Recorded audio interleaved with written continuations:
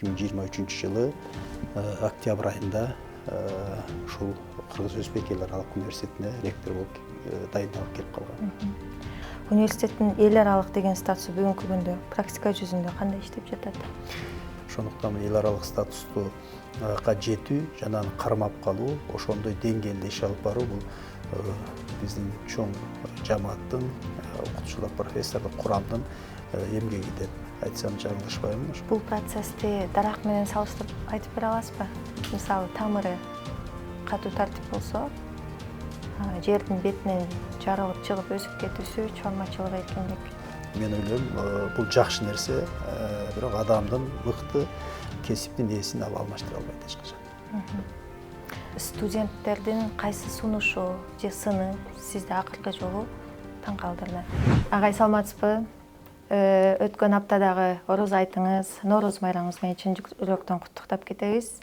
Алгач өзүңүз жөнүндө тааныштырып, бул жетекчилик кызматка кантип келдиңиз, канча жылдан бери аркалап келесиз, ошол жөнүндө кыскача айтып берсеңиз. Чоң рахмат. Учурдан пайдаланып, силерди дагы өткөн майрамыңар менен силер аркылуу жалпы көрөрмандардын баарын куттуктайбыз. Мен 32 жылдан ашуун билим берүү системасында эмгектенип келатам. Өзүмдүн эмгек жолумду жөнөкөй кассир болгондон баштап, анан баардык этаптарды басып өтүрүп, буга чейин бул окуу жайга келгенге чейин башка бир окуу жайларда ректорлук, биринчи проректордук кызматтарды аркалаганмын. Ал эми 2023 жылы Кыргыз Республикасында урматтуу президентибиз Садыр Нуркожоевич кол койгон указга ылайык билим берүү мыйзамы өзгөрүлүп, түп тамырынан бери өзгөрдү.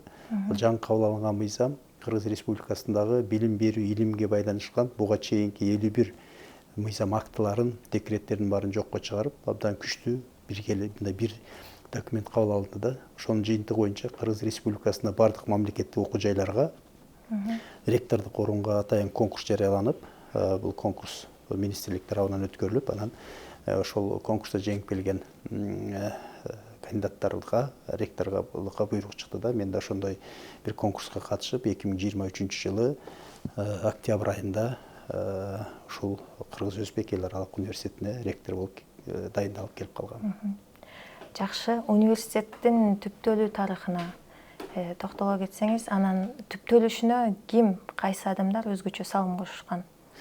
Өзүңүздөр жакшы билесиздер, эгемендүүлүк алгандан кийин ортодо кандайдыр бир мындай вакуум пайда болгон бир убактар болгон. Ошол убактардын ичинде 90 жылдарда Кыргыз Республикасындагы интеллигенциянын демилгеси менен ошол убактагы алдыңкы жаңыча ой жүгүрткөн биздин илим билимдин өкүлдөрүнүн мындай жакшынакай бир жыйынтыкка келишип, Кыргыз Республикасында окуу жайлардын сапаттуу кадрларды даярдай турган муктаждыктарды жоюу максатында окуу жайларды ачуу демилгеси көтөрүлгөн.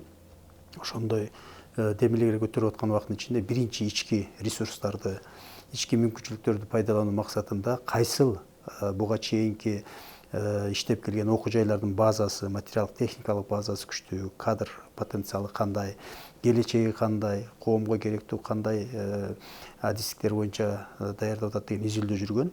Ошолордун жыйынтыгы менен Ош шаарында жайгашкан технологиялык колледждин базасында биринчи жогорку технологиялык Ош технологиялык колледж деп ушул окуу жай түптөлүп башталган. Андан кийин өнүгүү тарыхында алгачкылардан болуп ошол убактагы биздин биринчи ректорубуз бүгүнкү күндө Түштүк жергесиндеги ушу жалгыз иштеп жашап аткан Илимдер академиясынын академиги Мамасаидов Махамаджан Ташалиевич агайыбыз алгачкы ушул жаңы ачылган окуу жайдын биринчи ректору болгон. Окуу жайдын түптөлүшүнө, өнүгүшүнө, кеңейишине, окуу жайдын имараттарынын көбөйүшүнө өзүнүн чоң салымын кошкон агайыбыз ошол киши болгон. Андан кийин окуу жай 94-жылы жогорку билим берүүгө мүмкүнчүлүк алган статуска алган. Андан кийин университет статусун алган. Бүгүнкү күндө Кыргыз Республикасындагы 89 жогорку окуу жайдын бирөөсү катары эл аралык статусу бар Кыргыз Өзбек университети болуп иштеп келатат. Жакшы. Университеттин эл аралык деген статусу бүгүнкү күндө практика жүзүндө кандай иштеп жатат? Эл аралык статус деген бул айтууга оңой болгон менен ага татыктуу болуу жана алуу өтө кыйын бир маселе. Анткени Кыргыз Республикасынын ичиндеги аракеттенген окуу жайлардан айырмасы бул окуу жайда чет өлкөлүк окуу программаларын колдонуу менен, чет өлкөнүн стандарттарына туура келе турган, чет өлкөлүк мамилелерди жасап аткан убакыттын ичинде бул жакта окуп билим алган балдардын башка мамлекеттерде иштөө мүмкүнчүлүгү кеңири болгон бир статуста. Бул жөн эле бизге бир сөз эмес. Бул бир канча ондогон жылдардын тегерегинде иштеп, аракет кылып, жасап келип, анан кийин ошо бизге берилген баа деп ойлойм. Анткени мына өзүңөр жакшы билесиңер, азыркы күндө билим берүүнү сыртка чыгаруу боюнча абдан чоң мамлекеттик программа бар. Сырттан келген абитуриенттер бизге келип, окуп, билимин алып, бирок Кыргызстандын ички рыногунда тандашык жаратпастан кайра өздөрүнүн мамлекетине кеткени, бул биз билимди экспорту деп эсептеп санайбыз. Ошондой окуялардын бирөөсүндө биздин окуу жай өзүнүн өнүгүү тарыхында 25 миңдин тегерегинде студенти болсо, ошонун 17,5 миңден ашыгы ошол убакта чет өлкөлүк студенттер болгон. Бул жөн эле бир мамлекеттен 1-2 студент эмес, басымдуу бөлүгү Өзбекстан Республикасынан калган жана башка мамлекеттерден болгон. Ошондуктан эл аралык статустуга жетүү жана аны кармап калуу, ошондой деңгээлде иш алып баруу бул биздин чоң жамааттын, окутуучулар, профессорлук курамдын эмгеги деп айтсам жаңылышпаймын. Ошондуктан бүгүнкү күндө эл аралык статус бизге абдан жакшы бир пайдасын берип жатат. Анткени бардык дүйнө жүзүндөгү кыймыл аракеттин баарысы эл аралык рейтингтерге байланышкан, бири-биринин дипломдорун таанууга байланышкан, кош диплом алууга байланышкан, же болбосо бир семестр бир окуу жайда окуп, экинчи семестрин башка бир окуу жайда окуп, алардын бири-бирине бааларынын зачет экзамендерин туура келиши мындай негизги маселе болгон убакыттын ичинде биздин эл аралык статус абдан жакшы жардам берип келатат. Ошо чет өлкөдөгү алдыңкы жоштор менен кандай долбоорлор бүгүнкү күндө ишке ашырылды? Чет өлкөлүктөр менен ар бир окуу жай колунан келишинче жеке аракеттерди жасап атат, бирок мамлекеттик деңгээлде, атайын мамлекеттик программалардын негизинде башка бир мамлекеттердин алдыңкы окуу жайлары менен атайын максаттуу байланыштар түзүлөт. Мисалы үчүн биздин бир багытыбыз Россия Федерациясынын Санкт-Петербург шаарында жайгашкан Балтика техникалык университети деген бар. Ошол университеттеги ошол шаардагы бир канча университеттер дүйнөлүк рейтингде алдыңкы орунда турган IT технология боюнча, башка геодезиктер боюнча турушат. Ошондой окуу жайлар менен түздөн түз келишим түзүп, биздин магистрлардан асты ошол жактан 1+1 программасы менен окуп бүтүрүп келип жатышат. Андан башка дагы мамлекеттердин алдыңкы окуу жайлары менен ошондой биздеги бар адистер, биздеги бар багыттар менен бирге бир эле биз аларга муктаж болуп, алардын потенциалын колдонбостон, биздин да потенциалдык колдонуу менен баягы биргелешкен программалардын ишке ашышы, кадрларды даярдоо жеңилдикти да берет биринчиден, экинчиден аларда болгон лабораториялык базаларды, аларда болгон мүмкүнчүлүктөрү жана биздеги мүмкүнчүлүктөрдү барабар колдонгого жакшы түзөт. Эми шаарыбыздын маданиятына эл аралык студенттер кандайча салым, маданий салым дейбизби, маданиятына кандай өзгөрүүлөрдү алып келип атышат? Абдан жакшы суроо бердиңиз. Студенттерди алмашуу программалары же болбосо башка бир мамлекетке чыгып окуп келүү деген багыттардын ичинде, мисалы үчүн тарыхый шаар деп айтабыз биз. Ош шаары 3000 жылдан ашуун тарыхы бар бир чоң шаарыбыз бар. Ошол Ош шаарына барсам, окусам экен, мен ал жердеги көп тилдүү программалар болсо ошолорду окуйт элек, үйрөнөт элек, маданиятын көрөт элек деген бизге бир канча мамлекеттен ошондой каалоочулар бар. Албетте, ошол мисалы мен өзүм ошол окуу жайда иштеген тарыхымдын ичинде 30дан ашуун чет мамлекеттерге барып, ал жактардан стажировкадан өтүп, окуп, үйрөнүп, илимди жактап келдим дегендей бир басып өткөн. Ошондо ар бир биз Кыргызстандан чыгып аткан убакыттын ичинде биз кайсы мамлекетке барсак, ошол мамлекеттин мыйзамдарын, ал жерде өзүнүн алып жүрүү эрежесин, тартиптерин үйрөтүп туруп анан жөнөтүшчү бизди.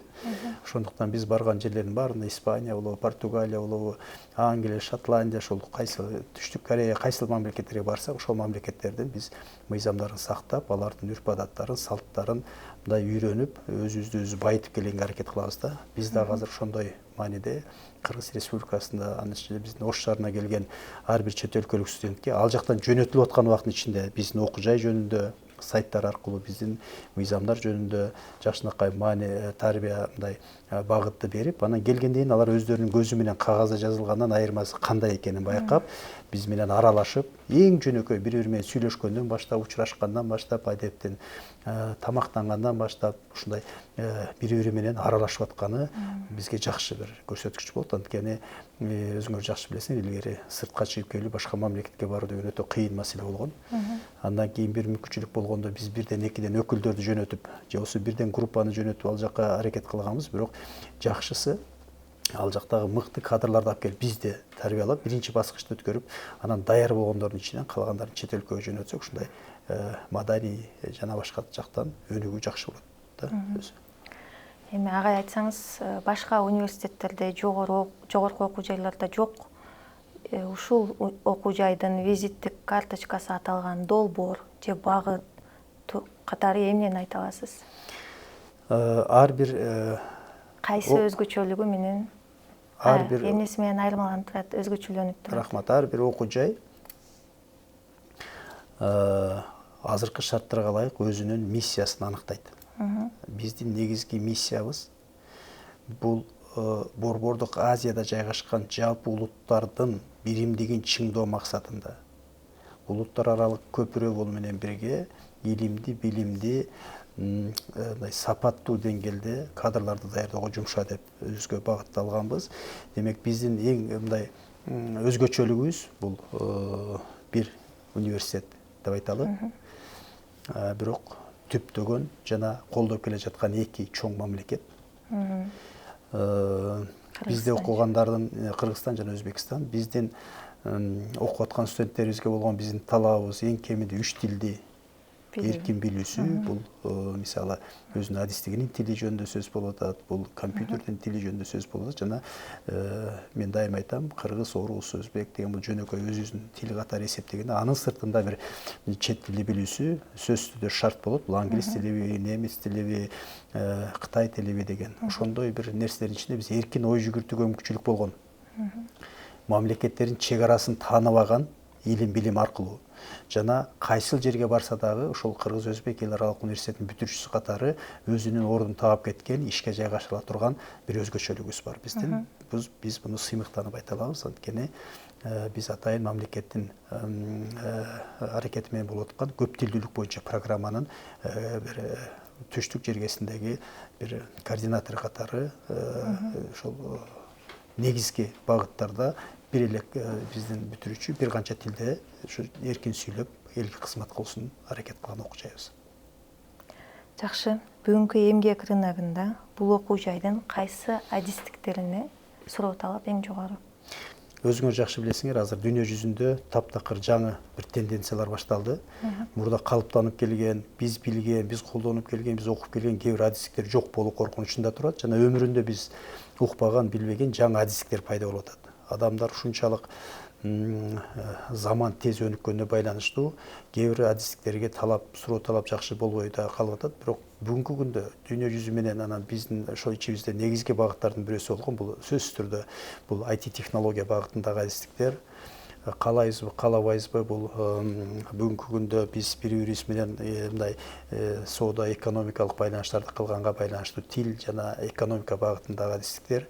Анан ортодогу кээ бир маселелерди чечүү үчүн сөзсүз түрдө бул юридика багытындагы адистиктер. Анан Кыргыз Республикасында азыр абдан жакшы саясат жүрүп атат. Мугалимдердин айлыктары жакшы болуп, шарттар түзүлүп, жаңы мектептер салынып, жүздөгөн мектептер жаңыланып аткан убакыттын ичинде бул мугалимдерге болгон дагы мындай сапаттуу бир канча тилди билген мугалимдерге болгон суроо талап жогору. Жакшы, бирок азыр жасалма интеллект билим берүүнү өзгөртүп жатат да. Алдыңкы 10 жылда окутуучунун ролу кандай болот? Ал роботко же болбосо алгоритмге алмашабы?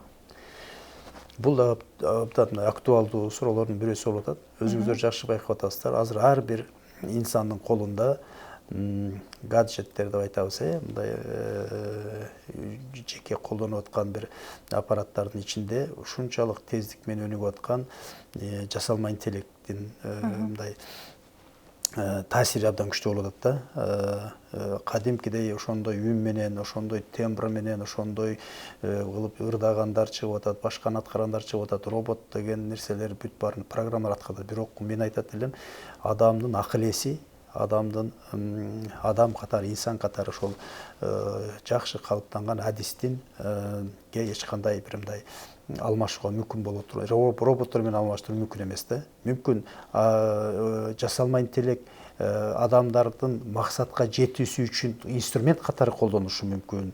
Ишин жеңилдетиши мүмкүн, кээ бир оор жумуштарын алышы мүмкүн, кээ бир адам баласы мындай жөнөкөй иштегенде бир канча саатта жасай турган бир жумуштарды секунданын ичинде жасап жардамчы болушу мүмкүн.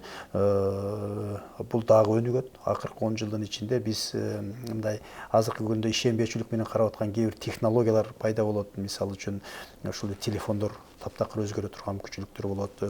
Жанагы бир түйүндөргө байланыштуу эмес, спутник аркылуу боло турган нерселер болот. Алардын көлөмү абдан кичинерээт. Эмне үчүн башында баштап атканда кээ бир биздин ошол мына телефондорубуз, компьютерлерибиздин көлөмү чоң болгон. Анткени эң чоң маселе бул муздатуу маселеси да. Эгер муздатуу маселеси чечиле турган болсо, процессорлордун иштөө, ылдам иштеген процессорлорду муздатып отурган ошончолук көлөмү кичинерээт да. Мен ойлойм, абдан кичинекей колубузга карманга ыңгайлуу болгон же болбосо көзгө көрүнбөй бир программалардын жардамы менен акылдуу үйлөр, акылдуу шаарлар, акылдуу ишканалар болушу мүмкүн. Бирок мен ойлойм, бул жакшы нерсе, бирок адамдын мыкты кесиптин ээсин ал алмаштыра албайт эч качан.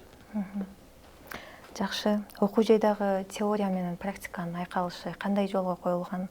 Студенттер кайсы өндүрүштөрдө практика топтой алып, тажрыйба алмаштыра алышат?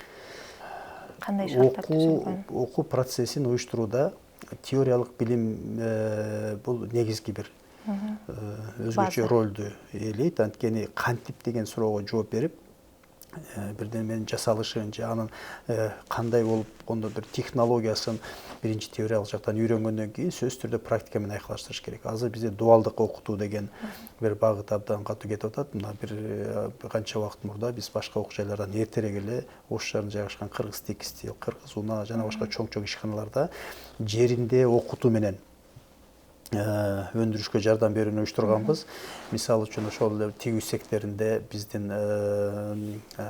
адистикке окуган балдар, кыздарыбыз барып түшкө чейин окуп, түштөн кийин ошол жердин өзүндө кийим тиккенди, бычканды, дизайн кылганды, анын бир экземплярын жасап аны көбөйткөндү окшогон нерселердин баарын ордунда окуп отурат. Бунун баарысы жакшы бир багыт. Анын сыртында мугалимдерибиз жөнүндө сөз болгондо ар бир мектепке биздин райондук билим берүү бөлүмдөрү менен, шаардык билим берүү бөлүмдөрү менен келишимдерибиз бар. Чоң ишкалар менен ошолор барып, ошол жерде практикасын атайын белгиленген саатын негизинде өткөрүп келишет. Биз аны атайын технологияларды колдонуу менен электрондук кээ бир технологиялардын жардамы менен алардын катышуусун, сабак өтүүсүн, практиканы өтүүсүн кадимкидей эле ушул турган жерден текшерүү мүмкүнчүлүгүбүз бар. Агай, айтсаңыз, сиздин оюңузча студент үчүн эмне зарылыраак? Катуу тартиппи же чыгармачылык эркиндикпи? Сухомлинский деген бир улуу педагог болгон. Ошол улуу педагог айтат да, эч качан эч бир жерде программалар, китептер, усулдар мыкты ийгиликке жете албайт. Ошол ийгиликтерге жеткирген жалгыз гана бул личность дейт. Инсан өзүнүн алып жүрүүсү менен, өзү көрсөтүп берүүсү менен ушундай бир ийгиликке жетишет деген ой бар да. Ошондуктан темирдей тартип керек. Бул сабактардын катышуусун көзөмөлдөөдө тартиптин болгону жакшы, дисциплина болгону жакшы. Бирок биз студенттерге эркин ой жүгүрткөнгө жана катуу бир талаптардын негизинде белгилүү бир бийиктиктерге жеткиргенге аракет кылышыбыз керек. өтө жумшактыктагы жакшы жемишин бербей калышы мүмкүн. Ошондуктан экөөнүн бири-бирине мындай дал келе турган орточо мындай бир балансы табылгандан кийин ошонун негизинде анан балдарга берсем, үйдө деле баланы өтө катуу кылсаң бир аз мындай чүнчүп кетет деген жери бар. Өтө катуу башкачараак кармаганда кичинекей бир эле мындай эркиндик болгондо абдан башка нукка түшүп кете турган жерлери бар дейт. Ошондуктан тең салмакта алып барганда бир жакшы жыйынтыктар чыгат деген оюбуз бар. Бул процессти дарак менен салыштырып айтып бере аласызбы? Мисалы, тамыры катуу тартип болсо, жердин бетинен жарылып чыгып өсүп кетүүсү, чормачылык эркиндик. Сиз айыл чарбасына, бизде да андай адистиктер бар, айыл чарбасына мындай шайкеш келе турган бир суроону берип атасыз. Ошол өсүмдүктүн өсүүсү негизинен 3 фактор менен абдан катуу мындай байланыштуу болот да. Биринчи адам фактору болот. Экинчиси техникалын жардам менен болот, анан үчүнчүсү жаратылыштан. Жамырдын жаашы, жердин жарылышы, же болбосо ошол кичинекей бир уруктун өсүп чыгып аткан убагындагы мындай жакшы бир шарттардын болушу дегендейчи. Салыштырса болот. Албетте катуу тартип менен аны техникалык бул мындай бир жакшы жол менен караш керек болот. Калгандын баарысы бул жаратылыштан, күндөн, суудан, абадан дегендей болот. Жалпы жолун салыштырса болот. Канчалык жакшы каралган, канчалык жакшы багылган дарак кандай чоң тездик менен чоңоюп жакшы мөмө бере турган болсо, ошондой эле тарбияны алган балдар дагы кийин коомдо элдин керегине жараган жакшы адис болуп чыгып, элге пайдасы тиет. Жакшы, эми студенттердин кайсы сунушу же сыны сизди акыркы жолу таң калтырды? Өзү студенттер мени күн сайын таң калтырып келет да. Эң жөнөкөй мен алар менен тез баарлашып турам. Мугалимдери, агайлары, декандары жок, өзүмчө ректор менен студенттердин ортосунда байланышты күчөтүп турам. Менин мобилдик телефонумда 4,5 миңге жакын контакттар бар. Алардын бүт барысы көпчүлүгү студенттердики. Мен аларга атайын өзүм берип коем. Каалаган убакта 24 саат алар мага байланышка чыгып жазса, сунуштарын берсе, мен карап, окуп, аны мындай аталбаган номер экен дебейм да. Бирок студенттер азыркы күндө биздин студенттер ушундай жакшы чыгармачылык менен аракеттер кылып келатат. Акыркы эле бир мисал катары айтсак, биз Кыргыз Республикасында 90га жакын жогорку окуу жай бар, билесиз. Ошол окуу жайлардын ичинен студенттик стартаптар боюнча конкурс жарыяланган. Эң мыкты идеяга, эң мыкты жазылган студенттик стартапка мамлекет тарабынан акча бөлүп беребиз деп. Ошол чоң жарышта биздикилер бул жакта 15ге жакын ойду, идеянын баарысын кагазга түшүрүп, тактап, дайындашып, анан 8 проект тапшырышкан. Ошол 8 проект ичинен Кыргыз Республикасындагы бардык окуу жайлар ичинен 4 гана окуу жай студенттери жеңүүчү болуп табылды. Анын ичинен биздин окуу жайдагы 3 проект менен жеңип чыкты. Бул 1 миллион акча каражаты менен баштала турган бир проектибиз бар. Андан кийин ал проект мисалы үчүн Санарип Ош деп аталган бир проект жасап чыкты биздин студенттер. Ал деген сөз Кыргызстанга келатканда же Ош шаарына келген убакыттын ичинде ошо кадимки санариптик технологиялардын жардамы менен ар бир биздин басып өткөн жолубузга, шаардын тарыхына, Сулайман тоого, Ак Буурага жана башка байланышкан баардыгын жасай турган бир сонун проект жасап атышат. Экинчиси жанагы жаш балдарга байланышкан дагы бир проект бар. Ал проект боюнча 3 тилде атайын интернетке бир мындай приложение деп коет, бир тиркеме ойлоп чыгышып, ошол тиркемени балдарга тарбиялоого оңоюраак болсун деген мааниде жасап атышат. Ага дагы акча каражатын утуп алып иштеп атышат. Андан кийин дагы бирөөсү бул инклюзивдик багыттагы ошол дагы бир жакшы программа бар. Биздеги коомдогу азыркы бир кыйын бир акыбалда болуп аткан кээ бир жерлерде биз кантип аларга жардам берүү мүмкүнчүлүгүбүз бар экенин белгилеген ушундай бир 3 акыркы бир 3 менин студенттер таң калдырган ошондой бир жакшы сунуштар болду. Жана ал Кыргызстандын окуу жайларынын арасында ошол жеңип чыгып, анан ишке ашып атканы бул мени бир жакшы таң калтырат. Биз жөнөкөй эле бир попкорн жасаган же бир кичинекей бир изделие жасаган же бир роботтун бир бөлүкчөсүн жасап, аны жасагандарга таң калган убактан өтүп калдык. Биз азыр коомдогу эң кыйын маселелерге студенттер тарабынан жасалып ошону чечүүгө аракет кылып аткан көйгөйлөрдү чечүүгө кылып аткан аракеттери мени таң калтырат. Биздин келечегибиз ишенимдүү балдардын колунда экенине жана келечекте булар чоңоюп билим алгандан кийин, диплом алгандан кийин коомго абдан керек этет деген оюбуз бар. Жакшы. Эми акыркы суроо, сиз үчүн ректор катары эң чоң ийгилик бул университеттин эл аралык рейтингдеги ордугу же ар бир бүтүрүүчүнүн өзүнө татыктуу жумуш ордун тапканыбы? Суроо абдан татаалыраак суроо экен. Албетте ар бир жетекчи өзү иштеген ишкананын, жетектеген ишкананын коомчулуктун алдында, эл аралык уюмдардын алдындагы жалпы баасы кандай экенин билгиси келет. Бул мыйзам ченемдүү көрүнүш. Бирок мен үчүн сиздин сурооңуздагы экинчи бөлүгү мындай чоңураак роль ойнойт. Анткени бүтүрүүчүнүн маанилүүрөөк, бүтүрүүчүнүн эң негизги бүтүрүүчү болгонго чейин абитуриенттин бизди тандагандын өзү бизге чоң ишеним бергендиги биздин жоопкерчиликти күчөтөт. 4 жылдын 5 жылдын ичинде биз аларга билимди берип, алардын кадимкидей мындай бир инсан катары калыптанып чыгышына, алардын кадр болушуна, адис болушуна кошкон салымыбыз, анан эң негизги көрсөткүч бар. Ар бир окуу жайда бүтүрүүчүлөрдүн канча пайызы өзү тандаган адистиги боюнча ишке орношту деген көрсөткүч бар. Бул жөн эле окуу жайды бүтүп алып туруп анан башка элди машина менен элди ташыган же болбосо араба тартканга окшогон сөз эмес. Өзү тандаган адистик боюнча бүтүп, жана ошол адистик боюнча ишке орношкону эң маанилүү көрсөткүч. Мен ошол көрсөткүчкө көбүрөөк маани берем. Анткени биздин негизги дагы бир каалоо тилектердин бирөөсү биздин студенттер мындай өзгөчө кырдаалдарда туура чечим кабыл алуу жөндөмдүүлүгү болуш керек. Баткен окуясына окшогон окуялар болуп атат, башка жер көчкүлөр болуп атат, суу же болбосо дүйнөдө ковидке окшогон бирдемелер болгондо, ошо биздин бүтүрүүчүлөр өздөрүнүн алган билимине жараша чечкиндүү чечимдерди кабыл алып, коомго пайдасы тийсе деген оюбуз бар. Бул биринчи бирөөсү.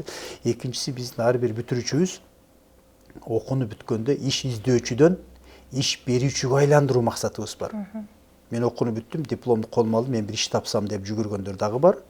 Аракет кылгандар бар. Окууну бүткөнгө чейин жумушка орношуп алгандар бар. Бирок биздин каалаганыбыз бүтүрүүчүлөрдүн кайсы бир бөлүгү ошол окууну бүткөндөн кийинки жумуштардын ичинде жок дегенде 2, 3, 5 адамга чейин иш берүүчү болсо, өзүнчө бала бакча ачабы, мектепке кирип жумуш жасайбы, өзүнүн жеке бизнесин ачабы, же башка бир проекттер менен жасайбы, бирок иш берүүчүгө айлансын деген биздин изги бир ой тилегибиз бар да. Биз ошого жеткенге аракет кылып келатабыз. Жакшы агай, маегиңиз үчүн ыраазычылык билдиребиз. Ош Шамы редакциясы.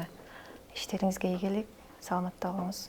Чоң рахмат. Мен дагы сиздердин Ош Шамы редакцияңардын жаңычыл ой менен, жаңы багытта, жаңы аракеттер менен мына биринчи жолу көрүп атам. Бул ушундай бир редакциянын башкача технологияларды колдонуу менен жаңы бир багытка чыкканына, анан заманбап технологияларды колдонуу менен социалдык түйүндөрдө өзүнүн ордун таап туруп, жаңы дагы өзүңөргө тиешелүү аудиторияңарды кеңейткенге жасап аткан аракетиңиздерге мен дагы мындай бир баа бердим. Ишиңиздерге ийгилик каалайбыз.